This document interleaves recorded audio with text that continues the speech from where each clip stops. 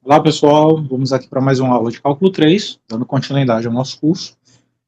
Lembrando que esse curso ele é um curso que vai trabalhar funções diferentes das funções da reta na reta, que já vem classicamente sendo estudada aí no Cálculo 1 e no Cálculo 2, mas acaba que as ideias, as ferramentas, as necessidades são as mesmas. A gente sempre se questiona, independente do contexto, do que eu estou falando, sobre limite, continuidade, derivada, integral e afins. O que a gente já viu nesse curso foi o capítulo 6, que é a estrutura do RN, que é o que a gente comumente utiliza. Então, a parte de vetores, operações, produto interno, produto vetorial e afins. Né? E os entes geométricos nesse momento, né, a reta, o plano. A gente viu um pouco sobre as funções vetoriais de uma variável, seus gráficos, limite, continuidade, derivada, integral, comprimento de arco. E aqui a gente agora está alçando voo sobre as funções reais de várias variáveis. No caso, no nosso primeiro momento, capítulo 8, a gente viu um pouco aí sobre gráficos, sobre curvas de nível, sobre domínio, sobre a interpretação geométrica desses fatos, algumas particularidades algébricas. E agora que a gente tem uma ideia do que é esse nosso objeto, né? O que é uma função real de variáveis reais, né? De duas ou mais variáveis, a gente pode começar a se questionar sobre essas ideias macro do cálculo, né? No caso, seria limite, continuidade, derivada integral. Nesse curso, cálculo 3, a gente vai se ater a limite, continuidade e derivada. E, claro, as reverberações sobre derivada. Máximos e mínimos, regra da cadeia, teorema da função implícita e tudo. E vai deixar a integral para o cálculo vetorial, okay? Para o cálculo 4. Então, falamos aqui um pouco sobre limite e continuidade. Falando sobre limite, vamos ver aqui a nossa definição. Acaba que a definição de limite é sempre muito aquela do epsilon e do delta. Agora, a gente só tem que tomar cuidado com os ambientes e o que significa aquela ideia da aproximação infinitesimal por epsilons e deltas em cada conjunto que você está tomando. Agora, a gente tem que lembrar que as nossas funções, elas saem de um subconjunto do R2, do R3, do Rn, e tomam valores na reta. Então, quando eu falo aqui em uma função real de várias variáveis, eu estou, por exemplo, aqui tomando o R2, em princípio, como eu tenho a função A de um aberto contido no R2, ou seja, um subconjunto do R2, tomando valores na reta, tomando valores no conjunto dos números reais. Então, seja f uma função como essa, x0, y0, um ponto de acumulação de A. É importante lembrar que a ideia de ponto de acumulação, né, aquele ponto de acumulação é um ponto em que eu tenho uma sequência que vai convergindo, né, para ele, e seja L um número real. Então, definimos o limite quando xy tende a x0, y0 da função f de xy, isso sendo igual a um certo L, se somente se, para todo epsilon maior do que zero, existe um delta maior do que zero, tal que, para todo par xy pertencente ao domínio da função, ocorre isso daqui, que o módulo da diferença entre xy e x0y0 em módulo, claro, isso é positivo por ser em módulo, e menor do que um certo delta, isso implica que o módulo da diferença entre f de xy e L é menor do que um certo epsilon. Traduzindo, né, geometricamente, então imagine que tu tenha um aberto, ok? Se tracejado meio torto aqui é o A, é o aberto do R2. Aí você pega um ponto x0, y0, aí em torno desse ponto x0, y0, tu toma um círculo.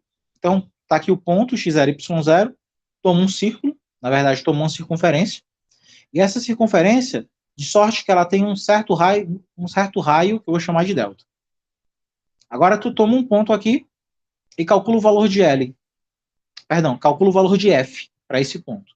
É claro que a função F, como a gente já viu anteriormente, ela pega um ponto aqui no R2, calcula, né, faz operações algébricas sobre essas coordenadas x e y e faz com que ele assuma um único valor real.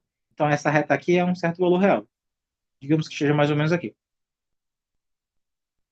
E aí, vai ser atingido um determinado valor, e aí esse determinado valor vai ter o seguinte movimento.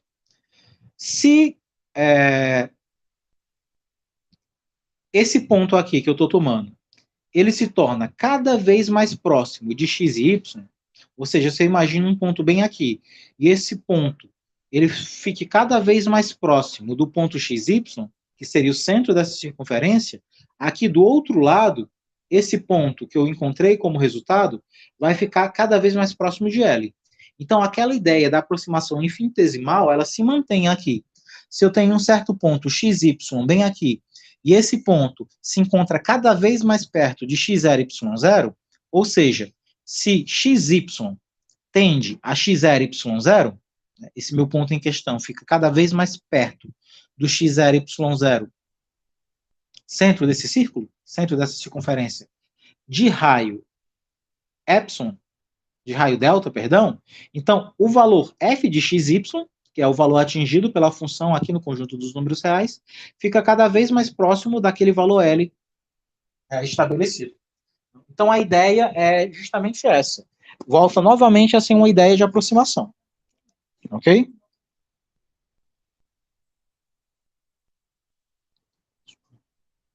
Bom, então voltando aqui. Então a ideia é essa.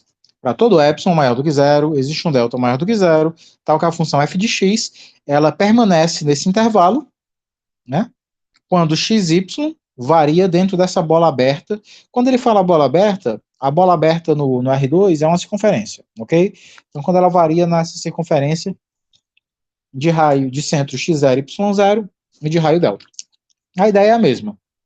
Pega um aberto, escolhe um ponto, em torno desse ponto, toma ele como centro, cria uma circunferência de raio delta, escolhe um ponto dentro dele.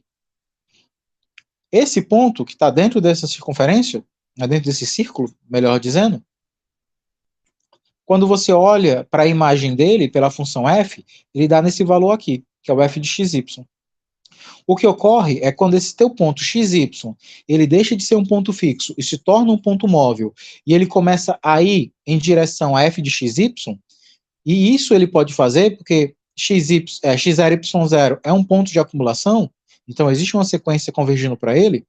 Então, se xy tende a x0, y0, então o valor f de xy, ele fica dentro desse intervalo de L menos epsilon, L mais epsilon, e ele fica cada vez mais próximo de L. Então, a ideia de aproximação é aquela mesma ideia lá.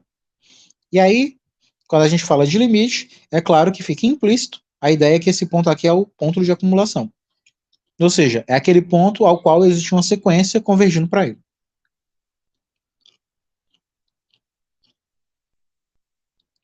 Bom, por exemplo, se f de xy é igual a k, ou seja, a tal função constante que a gente viu anteriormente, que o gráfico dela é um plano, né, paralelo ao plano xy, então, para todo xy pertencente ao R2, o limite de uma constante também é constante. Então, é uma das primeiras coisas que a gente estuda em limite, da reta na reta, do cálculo 1 e 2, é provar que o limite de uma constante é a própria constante. Bom, eu tenho que fazer todo aquele manejo lá do epsilon e delta. Então, quando eu olho isso daqui, f de xy menos L, no nosso caso, o L é o K, né? Então, f de xy menos K vai ser o quê? Como f de xy é K, então f de xy menos K é K menos K, que é zero. Assim, para todo epsilon maior do que zero, se você toma um delta positivo, então você tem o seguinte, que isso daqui é verdade, né? Que o módulo da diferença entre xy e x0 e y0 dá aqui nessa diferença zero, e o zero é sempre menor do que epsilon, já que eu tomei aqui o epsilon maior do que zero. Então isso é trivial, né? O limite de uma constante ainda assim é uma constante. Ok? Bom, agora imagine que o f de xy seja x. vamos provar que o limite, quando xy tende a x0, y0, da f de xy, é o próprio x0. Não tem muito o que fazer, né? Isso daqui é muito simples. Por quê? Porque para todo xy pertencente ao R2, a gente sabe que o módulo de x menos x0, observe que aqui é módulo simples, porque x e x0 são números reais. Então, o módulo de x menos x0 é sempre menor ou igual do que o módulo, aqui já na ideia de vetor, de xy menos x0, y0. Aí aqui o autor solicita que você verifique isso. Isso daqui é muito simples, pessoal. A gente sabe quem é x menos x0. Se eu faço essa subtração aqui, ó, xy menos x0, y0, isso daria x menos x0, vírgula, y menos y0. Tomando o módulo desse vetor, isso seria raiz quadrada de x menos x0 ao quadrado, mais y menos y0 ao quadrado. E isso, é claro, que é maior do que qualquer uma das suas partes. Observe que quando eu olho para esse módulo aqui, eu tenho x menos x0 ao quadrado, somando com uma coisa positiva. Se eu tiro essa coisa positiva, que seria a parcela y, o que fica é menor. Então, o x menos x0, que é justamente a raiz quadrada de x menos x0 ao quadrado, isso daqui, obviamente, é menor do que o todo, né? Um pedaço é sempre menor do que o todo. E aí, por que você faz? Como isso daqui sempre ocorre, então, se você pega um epsilon maior do que zero e toma estrategicamente o delta igual ao epsilon, então tu sabe que o módulo da diferença de xy menos x0, y0 menor do que delta, implica em x menos x0 menor do que epsilon. Mas quem é o x? O x foi dado aqui no nosso problema, é o f de xy. Então esse x é o f de xy. E esse x0 é o suposto limite que a gente toma. Então, se essa daqui é a condição de bola, é a condição do delta, está satisfeita, e essa condição aqui, quando satisfeita, nos diz que esse camarada, depois do sinal de negativo, é o limite, então, como o módulo de f de xy menos x0 é menor do que epsilon para todo epsilon positivo, então o limite, quando xy tende a x0, y0 de x, é o próprio x0, ok? Então, a grande sacada era você lembrar, lá da geometria analítica, lá da norma de vetores, é que a norma da diferença entre as coordenadas é sempre menor ou igual do que a norma do vetor como um todo. E adaptando essa ideia à definição do limite por epsilon e delta, aí decorre diretamente que o limite dá apenas uma das coordenadas. E aí fica o seguinte exercício. Imagine que tu tem uma função de duas variáveis no qual o comportamento de uma é constante. Prove que o limite dessa função de duas variáveis é, na verdade, o limite da função cuja variável não é constante. Então, no nosso caso aqui inicial, se tu tem a f de xy atuando somente sobre x, ou seja, y sendo invariante, então o limite de f de xy é apenas o limite de f de x. E que isso vale também se o x fosse invariante e o y fosse a variável em questão. Ok? É um bom exercício. Pergunta clássica. Será que essa função f de xy igual a x quadrado menos y quadrado sobre x quadrado mais y ao quadrado, ela tem limite no ponto 0, 0? Ou seja, será que existe será que existe no 0, 0 um ponto de acumulação de modo que eu tenho uma sequência que vai convergir para lá e que a imagem dessa minha função convirja também para um determinado valor real? Bom, a solução dela não é tão simples, mas então, inicialmente, veja como se comportam os valores de fxy quando xy estão muito perto da origem. Então, o que é que tu faz para entender como é que uma função ela se comporta perto da origem? Tu fixa um eixo, zero o outro. Então, o que é que tu faz? Fixa o x e toma o y igual a zero. Se tu faz isso lá na expressão, x quadrado menos zero ao quadrado sobre x quadrado mais zero ao quadrado, fica x ao quadrado dividido por x ao quadrado, que é 1, desde que o x seja diferente de zero. Agora, se tu fixa o y e tomo x igual a zero, a expressão fica 0 ao quadrado menos y ao quadrado sobre 0 ao quadrado mais y ao quadrado, que dá menos y ao quadrado sobre y ao quadrado, que dá menos 1, desde que o y seja diferente de zero. Então, o que ocorre? Graficamente, tu toma um ponto sobre o eixo do x, e a imagem dele dá 1. Agora, tu fixa um ponto sobre o eixo do y e dá menos 1. Ou seja, sobre os eixos, a função dá 1 se tiver o comportamento sobre x e dá menos 1 se o comportamento estiver sobre o y. Então, esse estudo aqui, ele mostra que não existe um valor, um número real L, tal que a função f de xy permaneça próximo de L quando xy for próximo de zero. Por que isso não ocorre? Porque se isso, porventura, ocorresse, eu poderia pegar e tomar um epsilon igual a 1 meio. Por que esse epsilon seria 1 meio? Porque se eu tomasse ele positivo, eu caminharia metade do caminho. Se eu tomasse ele negativo, eu faria o restante do caminho. Então, se eu tomo L positivo para 1 meio, L negativo para 1 meio, quando eu fosse varrer toda a reta, que é a união dos positivos com os negativos, ficaria meio mais meio, que daria o epsilon completo.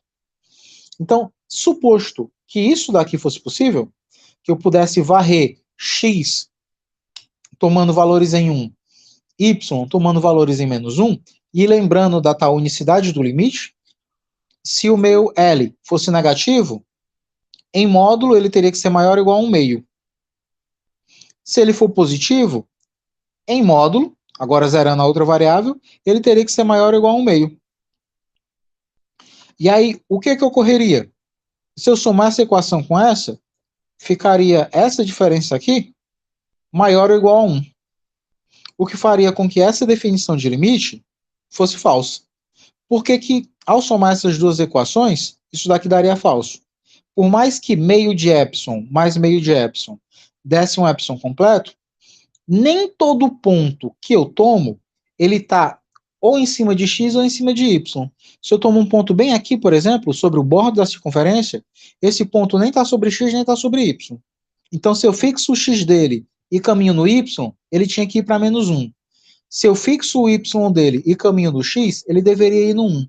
Então, quando eu andasse simultaneamente nos dois eixos, uma imagem ia querer ir para o 1, por conta do deslocamento de x, a outra imagem ia querer ir para o menos 1, por conta do deslocamento de y, e aí eu não ia para lugar nenhum, porque eu não tenho como mandar o meu limite para dois lugares ao mesmo tempo, por conta da unicidade do limite.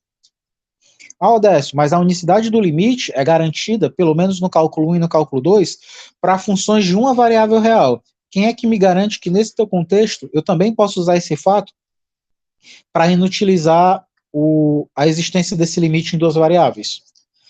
Foi o que eu fiz aqui estratégico. Ó. Na primeira escolha, eu zerei o y. Então, eu tornei isso daqui uma função de x, em uma variável real. Portanto, tem que valer unicidade. Já nessa outra escolha, eu zerei x, tornando isso daqui uma função de y, tornando função de uma variável, portanto, com a garantia da unicidade do limite. Então, quando você quer, a priori, provar que o limite de uma função de duas variáveis existe ou não, o primeiro teste natural é observar se existe alguma divergência sobre o comportamento monoeixo. Ou seja, tu zera uma variável, vê quanto é que dá, zera outra variável, vê quanto é que dá. Se elas já começarem a ir para lugares distintos, daí esse limite já não vai existir. Ok?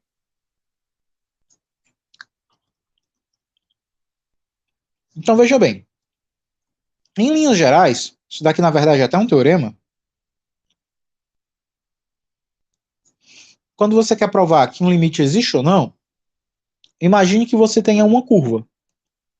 Aí uma curva aqui, uma curva gama, em uma variável real. E que em um dado t0, a sua curva passa pelo ponto para onde você está querendo ir. Então, imagine que tu tem a tua função, o teu conjunto aberto lá na R2, tu constrói uma curva no R2, de sorte que em um determinado momento, num certo t0, a tua curva passa por esse ponto. Aí tu não sabe como é que a tua função vai conseguir localmente atingir esse ponto.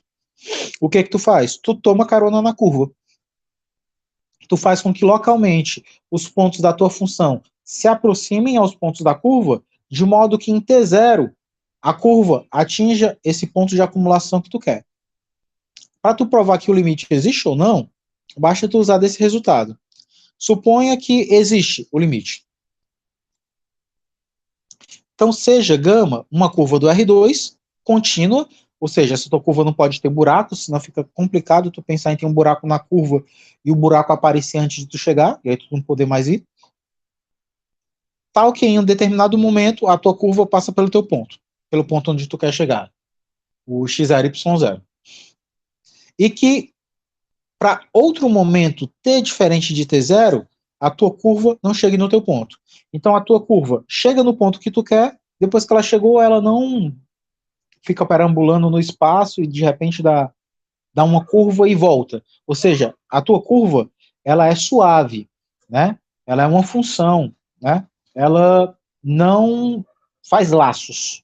Então, dizer que num certo T0 ela atinge o teu ponto, em outro valor ela não o atinge de novo, significa que ela não anseia, você não tem laços na curva. Então, prove que o limite da tua função composta com essa curva dá o limite que você atingiria pelos pontos de acumulação normal. Então vamos pensar em como é que a gente prova isso daqui. Bom, se esse limite existe, segue da definição que para todo epsilon maior do que zero, existe pelo menos um delta 1, vou chamar aqui de delta 1, delta arbitrário, que bem funciona aqui nesse limite. Então, o módulo de xy menos x0, y0 é menor do que delta 1, o que implica que o módulo de f de xy menos L é menor do que epsilon. A definição de limite, tomando esse delta 1 aí como um delta particular que satisfaz essa equação. Ok? Essa definição.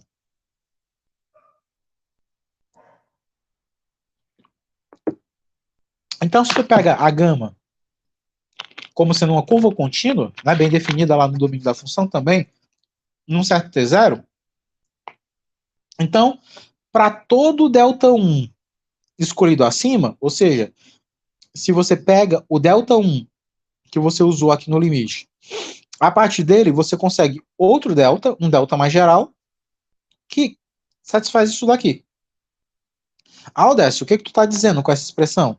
Estou dizendo que quando eu pego o t próximo de t0, ou seja, quando eu pego um tempo arbitrário suficientemente próximo do tempo de encontro da minha curva com o meu ponto x0, y0, então a minha curva e a imagem dela no ponto t0 estão suficientemente próximos.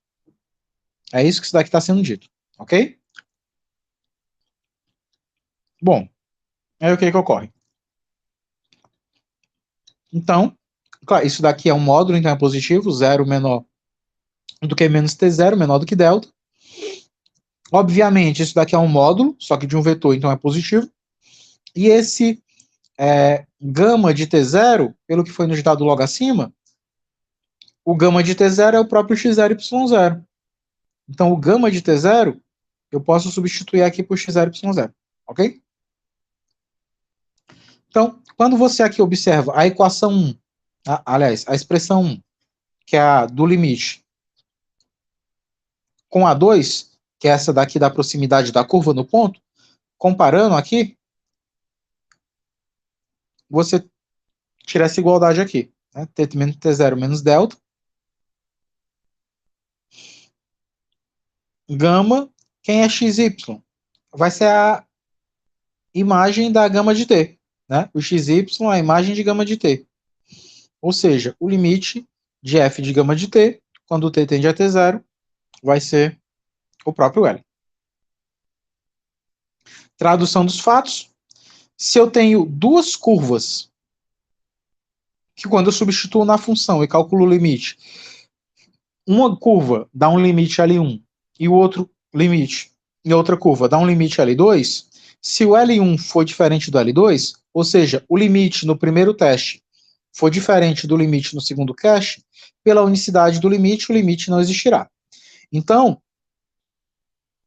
a melhor forma de você observar se uma função tem ou não tem limite é você fazer escolhas de curvas sobre ela e ver se os limites vão coincidir ou não. Se os limites coincidirem, ótimo, o limite é aquele que deu. Se os limites não coincidirem, significa que aquela função naquele ponto não tem limite. Então vamos pegar o mesmo exemplo que a gente pegou antes. Limite de xy, quando ele tende a 0, 0, da função x² menos y² sobre y² mais x². Bom, vamos escolher duas curvas. Que curvas são essas? Isso daqui é muito de escolha, viu? Com o tempo, você começa a entender como é que você faz a melhor escolha de curvas para tratar. Então, imagina que tu tem uma curva gama 1, que o x é t e o y é 0. Isso é uma curva. E outra curva, gama 2, que ela é 0t.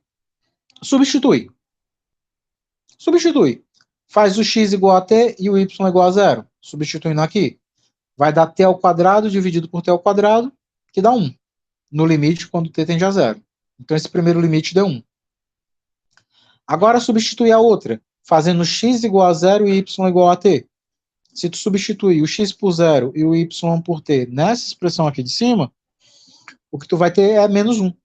Observe que esses dois limites não coincidiram, né? Um deu 1 e o outro deu menos 1. Portanto, o limite dessa função não vai existir. Ok? Bom, um teorema clássico, que há de se esperar, é que também vale o teorema do confronto, né? Então, se tu tem uma função g de duas variáveis, que ponto a ponto ela é maior ou igual do que a f, menor ou igual a h, e o limite da f e o limite da h são iguais, ou seja, nos limites a f e a h coincidem, então a g também vai coincidir. Então, se tu tem a g entre f e h, e no limite a f e a h se aproximam, então a g vai se aproximar também. Ok? Isso é o dito teorema do confronto. Outro resultado, também herdado lá dos nossos outros momentos de cálculo, é que se eu tenho uma função cujo limite dá 0 e outra função que é limitada, ou seja, que em módulo é sempre menor do que m, um valor real fixado, então o limite dessa função que vai para 0 vezes essa função que é limitada também dá 0. Então, se eu tenho uma função que tende a 0 e uma função que é limitada, o produto delas também vai tender a 0. Outro resultado é que se o limite de uma função vai a 0, o limite do módulo daquela função também vai para 0. Se o limite de uma função vai para L, o limite da função menos L vai para 0. Isso é bem imediato, né?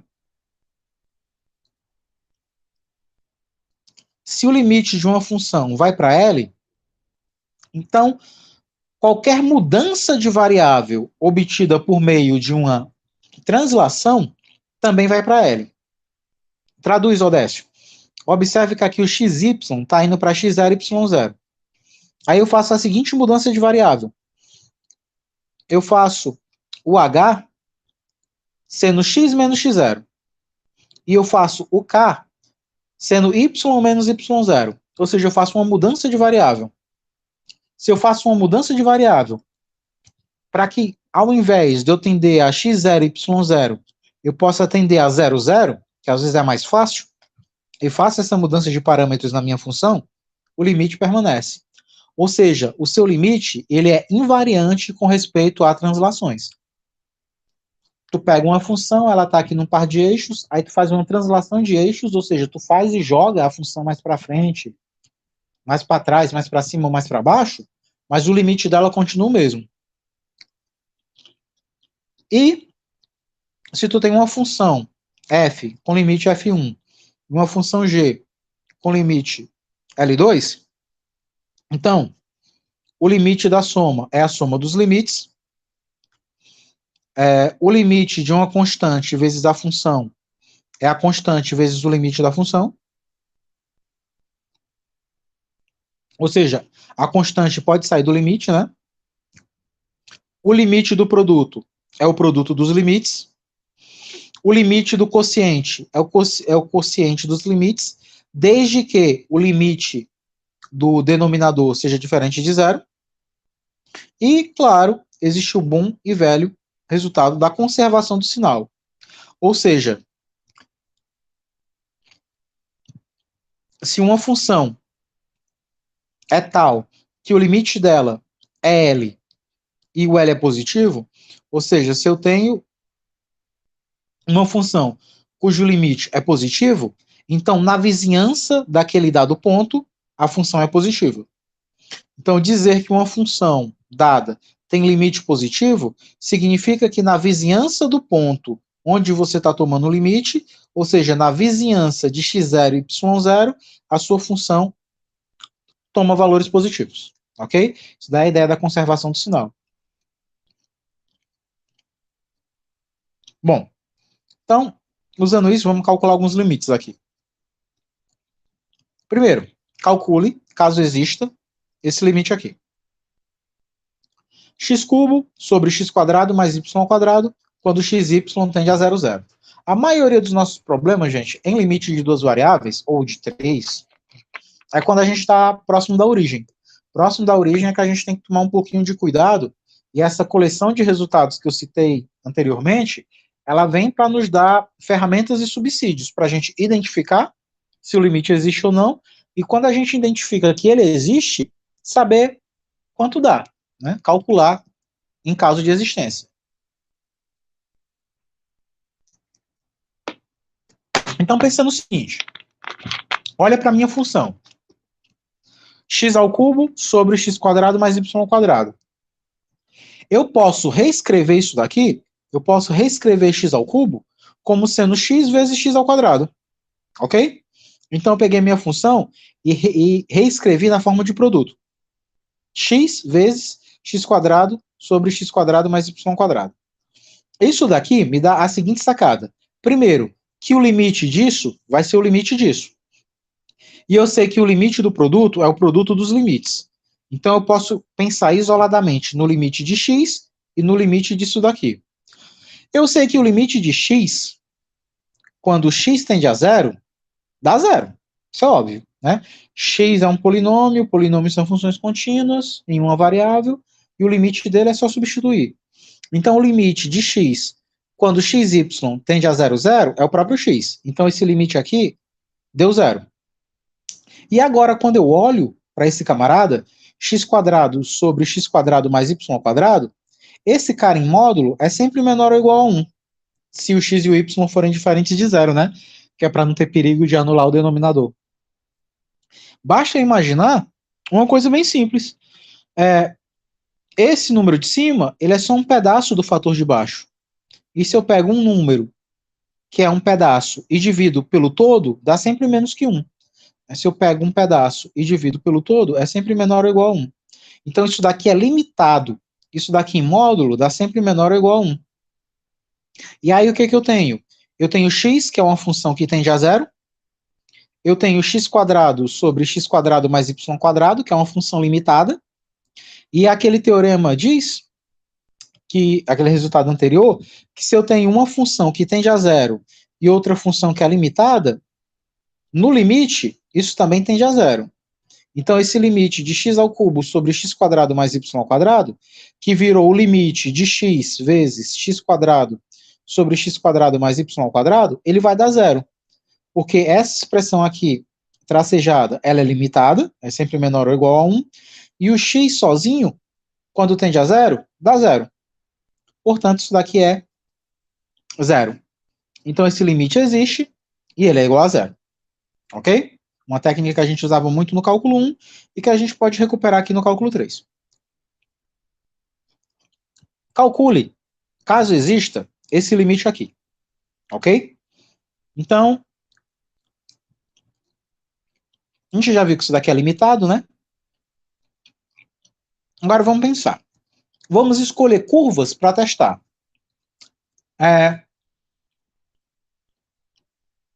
Primeira coisa que eu queria que vocês fizessem era o seguinte: sempre teste primeiro a curva T0 e depois a curva 0T. Sempre faça essa.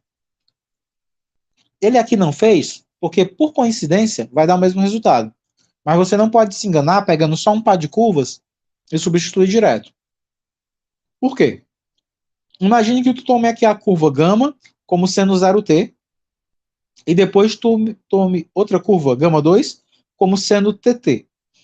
Ou seja, tome essa daqui sobre o eixo do Y, tome isso daqui sobre o bissetriz dos quadrantes ímpares. E veja como é que isso funciona. Bom, se eu faço a 0t, ou seja, substituo o x por 0 e o y por t, substituindo o x por 0 e o y por t, vai ficar 0 ao quadrado sobre 0 ao quadrado mais t ao quadrado, que aí vai dar 0 dividido por t ao quadrado, aí 0 dividido por t ao quadrado é 0. Agora, se eu pego a curva TT, ou seja, substituir o x por t e o y por t, vai ficar x ao quadrado é t quadrado, x ao quadrado é t quadrado, y ao quadrado é t quadrado. Então, aqui vai ser t quadrado dividido por t quadrado com t quadrado dá 2t quadrado. Então, fica t quadrado em cima sobre 2t quadrado embaixo. Cancela o t quadrado com t quadrado. Em cima fica 1, embaixo fica 2. Aí você observa que esses dois camaradas aqui, ó, deu resultado diferente. Para um limite de curva deu 0, para outro limite de curva deu 1,5. E pela unicidade do limite, se esses caras não dão o mesmo resultado, então o limite não existe, ok? A Euguidorize chama a atenção aqui de um resultado que se erra muito.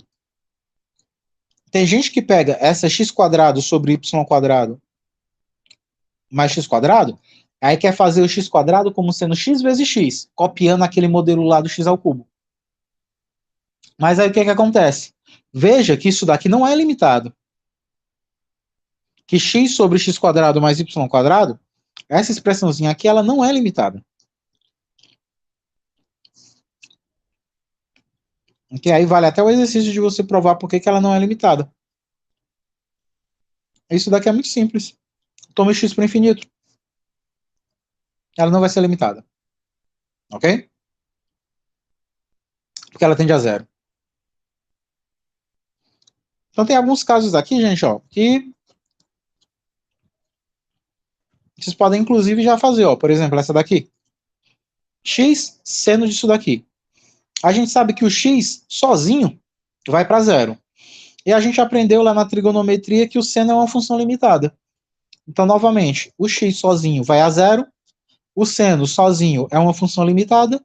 Se esse cara vai a zero e esse cara é uma função limitada, esse produto para eles vai a zero também.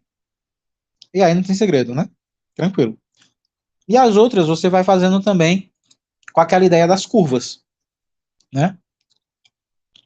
Escolhendo T0, depois 0T. Odécio, quais são as curvas que eu posso ficar assim sempre testando? Anota aí, ó. T0, 0T, TT, T, T2, T, T3, T2, T3. Uma boa parte das soluções saem por isso. Tem uma que é menos comum, mas pode ser que seja necessária, é a T raiz de T. A curva T raiz de T, né? O x sendo T e o y sendo raiz de T. Então, novamente, curvas boas para testar limite. T0, 0T. TT, T, T2, T, T3, T2, T3 e, em casos mais complexos, T raiz de T. Tem alguns resultados, esses aqui a gente vai fazer alguns nas aulas de exercício, ok? A gente vai precisar fazer uma aula de exercício, porque é muito exercício, e vocês já viram que, por mais que você herde muita coisa do cálculo de uma variável, tem muitas coisas que são específicas do espaço, né? Trabalhar com curvas. É muito específico do espaço. Saber quais curvas é muito específico do espaço. Então, tu de fato precisa saber bem escolher esses camaradas. Bom, ideia da continuidade não tem muito que a gente pensar, né? Se você tem f uma função de duas variáveis a valores reais e o x0 e y0 um ponto de acumulação do domínio da função, você diz que a função ela é contínua no x0 e y0 se somente se o limite da função é o próprio valor calculado, né? Ou seja, uma função é contínua quando você consegue obter o limite dela simplesmente substituindo os valores na própria função. Tal qual nós temos lá no cálculo de uma variável real. Ok? Então, se uma função é contínua nos pontos de um determinado subconjunto, você diz que ela é contínua naquele subconjunto. Se ela for contínua em todos os pontos do seu domínio, então você simplesmente diz que ela é contínua. Ok? Bom, exemplos de função contínua foram aqueles exemplos daquelas funções que a gente viu anteriormente. A função constante é contínua, né? Porque para quaisquer x e y, f de x e y é k, em particular para o x0 e y0, quando eu substituo o x e o y, nem tem o que substituir, então é k. Então o limite dela, a gente já provou que era k. Por outro lado, é o próprio valor dela no ponto, ok. A função f de x y igual a x, a gente provou por um lado que o limite dela era x0. Só que x0 também é o valor dela no ponto. Porque se eu chego nessa função f de xy e troco o x por x0 e o y por y0, o y não tem onde substituir e o x vira x0, que acaba dando o mesmo resultado do limite. Então, como coincidiu o valor numérico com o limite, a função é contínua. Ok? Bom, será que essa função aqui ela é contínua no 0, 0? Primeira coisa que você se pergunta, ela tem limite? Vamos lá. Aí, ó, como eu disse, ó, comece pelo clássico par de curvas T0, 0T. Então, T0 vai substituir o x por t e o y por 0, nessa expressão. Substituindo o x por t e o y por 0, você vai encontrar 1. Se você faz agora a condição oposta a ela, substituindo o x por 0 e o y por t, deu menos 1. Ou seja, o limite não deu igual. Se o limite não deu igual, o limite não existe. Se o limite não existe, ela não pode ser contínua. Lembra o que é continuidade? Lá na função real de uma variável. Para uma função ser contínua, o limite tem que existir, o valor no ponto tem que existir, e esses valores devem coincidir. Então, o limite precisa existir, é a primeira coisa que você testa. O valor no ponto deve existir, e os resultados devem ser necessariamente iguais. Ok? Então, o que você tem aqui, mais um resultado, diz o seguinte. Se tu tem duas funções, f do R2 na reta, g da reta na reta, funções que satisfazem isso daqui, que a imagem da f está contida no domínio de g, isso daqui é natural porque é uma condição para a função composta, né? Então, se f for contínua e g também for contínua, então a composta entre elas também será contínua. Traduzindo, se eu tenho duas funções que são contínuas e que satisfazem a condição de composta entre funções, então a composta de funções contínuas também será contínua.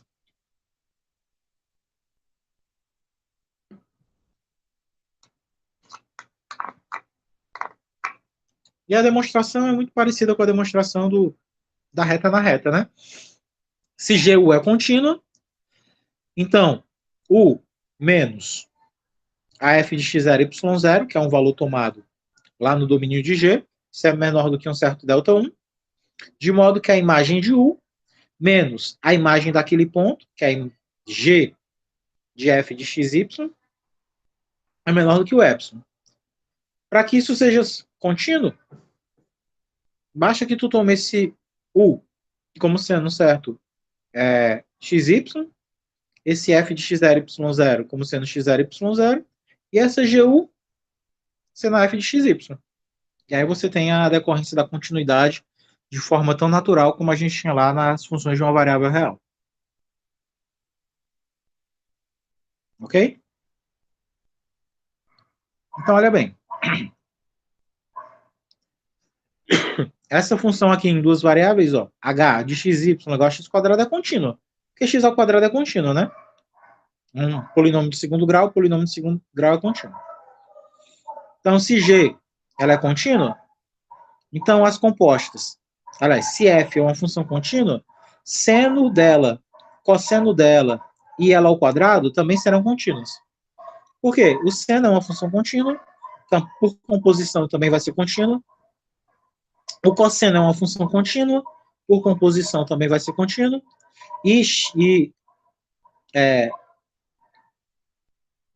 A função quadrática é contínua.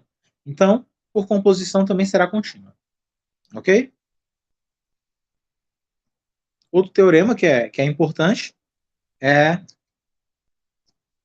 Isso aqui fica a cargo do leitor, mas vamos pensar na ideia. Se tu tem uma função f e uma curva, tal que a curva é contínua em um determinado ponto, ou seja, a sua curva, o seu caminho não tem buracos, a f também é contínua.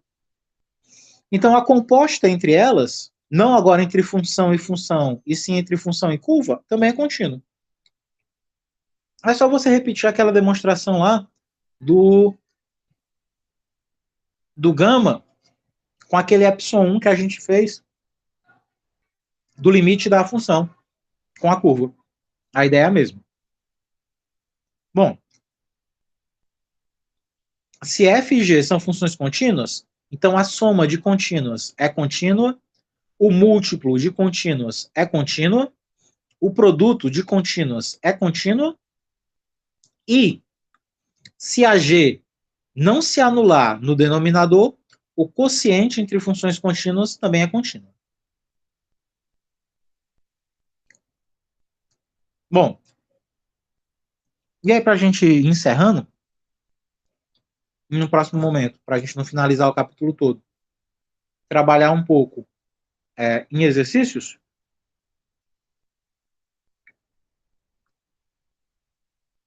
vamos aqui determinar os pontos de continuidade de uma função dada.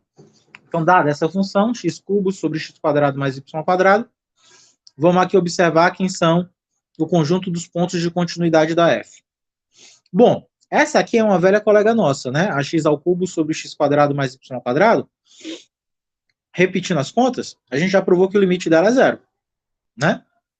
Porque x³ sobre x² mais y², esse x³ pode virar x vezes x², então fica x² sobre x² mais y², e esse limite é claramente zero, porque a gente já viu que x² sobre x² mais y² é limitado, e x vai para zero. E a gente viu que o limite de uma função que vai para zero vezes uma função limitada dá zero. E se a gente olha aqui para a lei de formação dessa função, quando xy for zero, ela dá zero.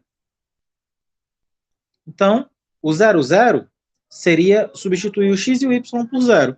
Só que, por essa caracterização aqui, eu só uso essa expressão se o x e o y for diferente de zero. Se x e y for zero, eu atribuo diretamente o valor zero. Não uso esse algoritmo aqui, senão ficaria zero dividido por zero, que não faz sentido. Ok? Logo, se o limite dela dá zero, e ela no ponto dá zero, então ela é contínua em todo lugar. Ok? Por que o fato de eu ter testado no zero já me garante que ela é contínua em todo lugar? Porque o único ponto do domínio dessa função que poderia dar problema era o 0, 0. Porque se não for zero, esse número de cima não é zero, o número de baixo não é zero, e aí um número diferente de zero dividido por outro número diferente de zero, dá diferente de zero. Então não teria problema nenhum. O único problema que daria é se xy fosse zero. E aí a gente teria que testar o limite só nesse possível ponto de descontinuidade. E aí, como a gente provou que nesse ponto não tem problema, então ela é contínua em todo o campo. Ok? Aí tem uma seçãozinha de exercícios aqui, para você procurar o conjunto de pontos de continuidade da função, alguns exercícios muito bons que a gente vai fazer, e aí a gente já iria para a parte de derivadas parciais. Não vamos para isso agora ainda. Mas então, na nossa próxima aula, a gente vai trabalhar mais exercícios, não agora olhando Guidurize, né? Mas no velho papel e caneta, ok? Então, próximo encontro da gente, a gente vai trabalhar aí exercícios sobre limite e continuidade de funções de uma variável real. Tranquilo? Então é isso aí, pessoal. A gente se vê na próxima.